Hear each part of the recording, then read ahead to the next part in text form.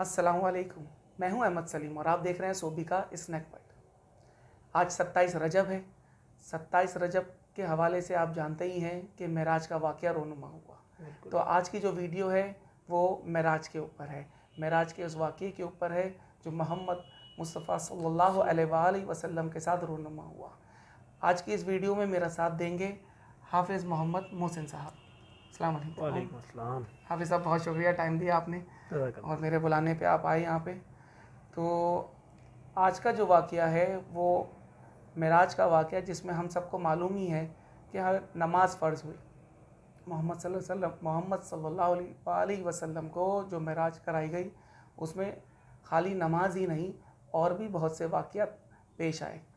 जैसे कि सही बुखारी की हदीस है, उसके अंदर फरमाया नबी अकरम सल्लल्लाहु अलैहि वसल्लम ने कि रात को मेरे घर की छत खोल दी गई और मैंने देखा कि जिब्राइल अमीन नाजिल हो रहे हैं।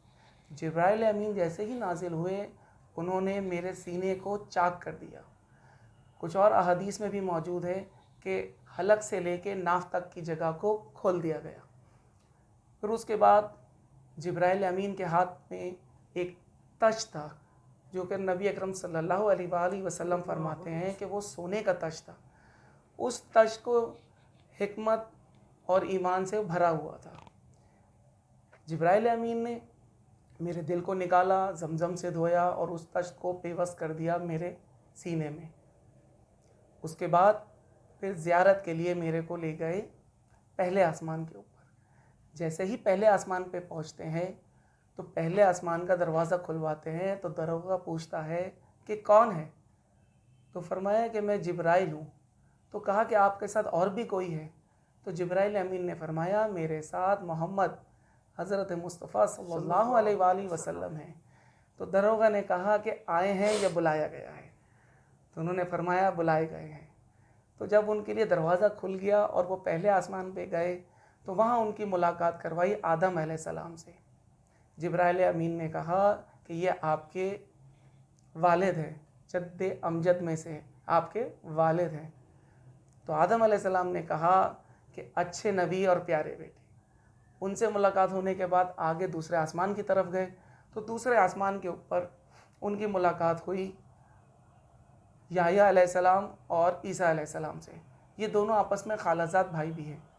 इनसे मुलाकात, ये बड़ी इम्पोर्टेंट बात है, ये बहुत इंपॉर्टेंट बात है। ये आपस में जो है लोगों को मालूम नहीं होगी ये बात। सही फरमाया, याह्या और ईसा अलैहिस्सलाम आपस में भाई हैं जी, खालाजाद भाई हैं, खालाजाद भाई जी। हैं आपस में। तो उनसे मुलाकात हुई। उसके बाद तीसरे आसमान पे गए। तीसरे आसमान पे उनकी मुलाकात हुई यूसुफ अलैहिस्सलाम से। फिर उसके बाद चौथे आसमान पे गए। चौथे आसमान पे उनकी इदरीस अलैहिस्सलाम से मुलाकात हुई। ऐसे ही फिर पाँचवें पे गए तो वहाँ उनकी हारून अलैहिस्सलाम से मुलाकात हुई। कुछ और हदीसों में नाम अंबिया कराम से मुलाकात तो हुई मगर नामों की जो सीक्वेंस है वो आगे पीछे भी है। सही, ठीक, मगर जो सब मुत्तफिक हैं वो ख़ास तौर से फिर छठे आसमान पे, जैसे ही छठे आसमान पे गए तो उनकी मुलाकात हुई मूसा अलैहिस्सलाम से। तो मूसा अलैहिस्सलाम का से जब मिलवाया गया तो मूसा अलैहिस्सलाम ने कहा कि अच्छे नबी और प्यारे भाई। तो नबी अकरम सल्लल्लाहु अलैहि वसल्लम उनसे मिलने के बाद सातवें आसमान पे गए तो वहाँ उनकी मुलाकात करवाई इब्राहीम अलैहिस्सलाम से। इब्राहीम अलैहिस्सलाम से जब उनकी मुलाकात करवाई तो इब्राहीम अलैहिस्सलाम ने कहा कि प्यारे बेटे और अच्छे नबी, सालेह नबी। उसके बाद अल्लाह तबारक ताला से जब उनका मामला हुआ तो उन्होंने उसके अंदर 50 नमाज़ों का हुक्म दे दिया। जैसे ही 50 नमाज़ों का हुक्म लेके वहाँ से वापस पलटे तो उनका गुज़र हुआ मूसा अलैहिस्सलाम के पास से। तो मूसा अलैहिस्सलाम ने फरमाया कि यकीनन आपको अल्लाह तबारक ताला ने कोई ना कोई हुक्म ज़रूर दिया है। तो नबी अकरम सल्लल्लाहु अलैहि वसल्लम ने फरमाया कि जी हाँ, मुझे नमाज का हुक्म मिला है और दिन भर के अंदर 50 नमाज़ें मिली हैं। अल्लाहु अकबर। तो मूसा अलैहिस्सलाम ने फिर उसके जवाब में फ़रमाया कि मेरे पास मुझे अपनी उम्मत का, बनी इसराइल का बहुत तल्ख तजर्बा है। वो ये नमाज़ें नहीं पढ़ सके तो आपकी उम्मत 50 नमाज़ों का बोझ नहीं उठा पाएगी। आप अल्लाह तबारक ताला की बारगाह में जाइए और उनसे इल्तिजा कीजिए, गुजारिश कीजिए कि इसको कम कर दी जाए।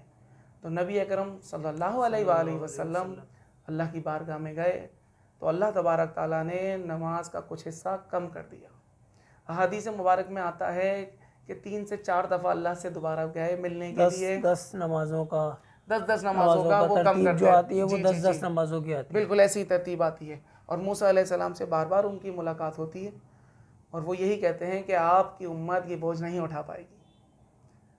تو آخر کے اندر جب وہ نمازیں 5 ہو جاتی ہیں تو موسیٰ علیہ السلام کہتے ہیں کہ آپ کی امت یہ 50 نماز کا بوجھ بھی نہیں اٹھا پائے 5 گی. نماز کا جی یہ 5 نماز کا بوجھ بھی نہیں اٹھا پائے وہ گی. اتنا کانفیڈنس جی ہاں دکھایا گیا اس حدیث کے اندر ان کی بات کا. جی. تو اس میں پھر حدیث کے اندر ایک ورڈ لکھا ہوا ہے کہ ندا آئی, ہاں ایسا یعنی پکارا اللہ نے کہ ہم یہ فیصلہ کر چکے ہیں. اور ایک اور حدیث مبارک کے اندر آتا ہے, صحیح بخاری کی میں حدیث بتا رہا ہوں, اس میں اللہ تبارک تعالیٰ فرماتے ہیں کہ نمازیں تو 5 ہی پڑھنی ہیں آپ نے, مگر اس کا اجر 50 کے برابر دوں گا, کیونکہ اللہ تبارک تعالیٰ اپنی سنت کے خلاف نہیں کرتے. حافظ صاحب بالکل ایسا ہی ہے. بالکل ایسا ہی. تو میں چاہوں گا کہ آپ بھی کچھ اس موقع کی مناسبت سے کچھ ہمارے دیکھنے اور سننے والوں کو کچھ بیان فرما دیجئے معراج کے واقعے سے. احمد بھائی حدیثیں تو بہت ساری ہیں. جی بالکل بہت ساری حدیثیں معراج کے واقعے سے, اور ہر حدیث میں کو جوڑیں تو پھر کچھ مکمل بات بنتی ہے. صحیح. تو ایک حدیث تو یوں ہے کہ حضور پاک صلی اللہ علیہ وسلم نے فرمایا کہ مجھے جب معراج ہوئی تو مجھے حضرت ابراہیم علیہ السلام سے میری ملاقات ہوئی. جی بالکل.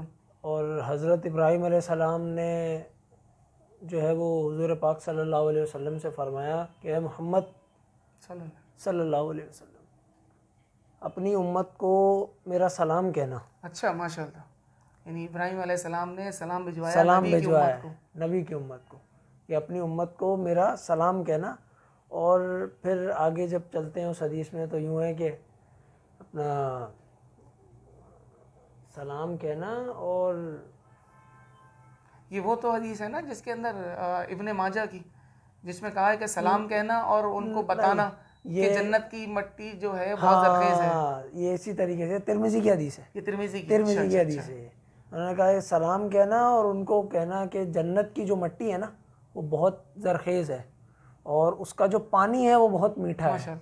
سبحان اللہ. اور اس کی جو باغبانی ہوتی ہے نا وہ ہوتی ہے سبحان اللہ والحمد للہ ولا الہ الا اللہ واللہ اکبر سے. اچھا ماشاء اللہ. یعنی اس میں جو کھیتی ہو رہی ہے وہ ان کلمات کی وجہ سے ہو رہی ہے. تو یہ حکم ہمیں مل رہا ہے تو یہ ابراہیم علیہ السلام کی آج کی رات کی مخصوصیت کے حوالے سے یہ حکم ہے کہ اس کو کوشش کریں کہ آج رات جو عبادت کریں تو اس میں زیادہ سے زیادہ اس کا ورد کریں.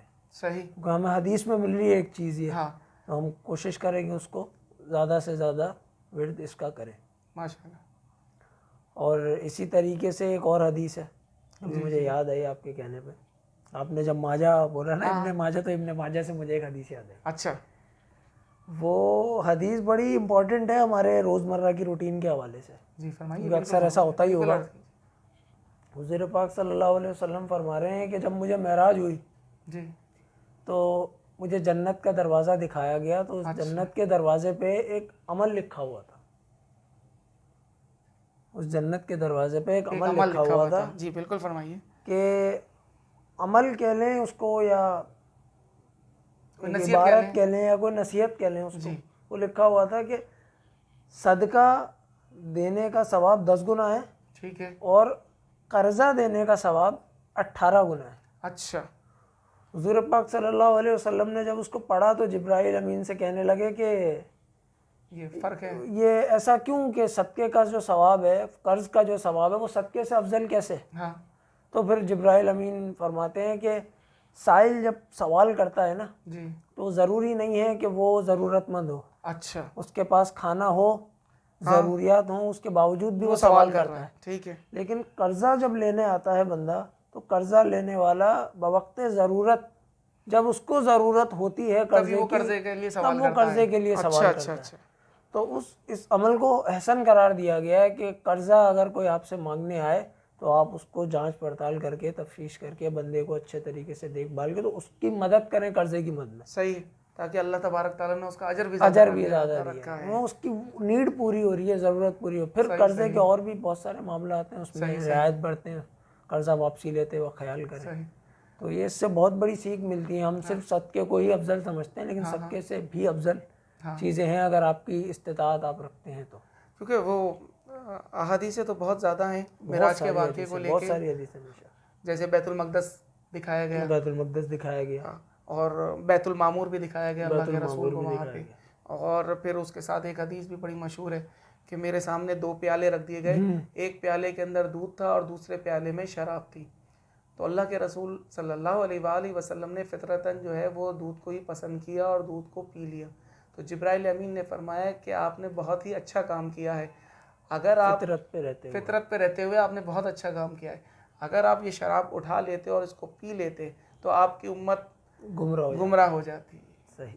تو اللہ کے رسول نے بہت سوچ سمجھ کے جو کام کیا, فطرت کے عین مطابق جو کام کیا, وہ امت کی یعنی بھلائی کہ کے اس لیے حدیث سے یہ بات بھی پتہ چلتی ہے کہ اگر کوئی بندہ شراب پی رہا ہے تو اس کا مطلب یقیناً وہ اپنی فطرت پہ نہیں ہے. جی, اس کو شیطان نے بھڑکایا ہے, ورغلایا ہے, اس بنا پہ وہ شراب پی رہا ہے. صحیح. حافظ صاحب بہت شکریہ, آپ نے مجھے ٹائم دیا اور بڑی مفید بات آپ نے سکھائی. میں گزارش کروں گا کہ وہ جو چند کلمات ابراہیم علیہ السلام نے جو کہے تھے وہ ایک بار پھر آپ دہرا دیجئے تاکہ سننے والوں کو یاد ہو جائے. سبحان اللہ والحمد للہ ولا الہ الا اللہ واللہ اکبر.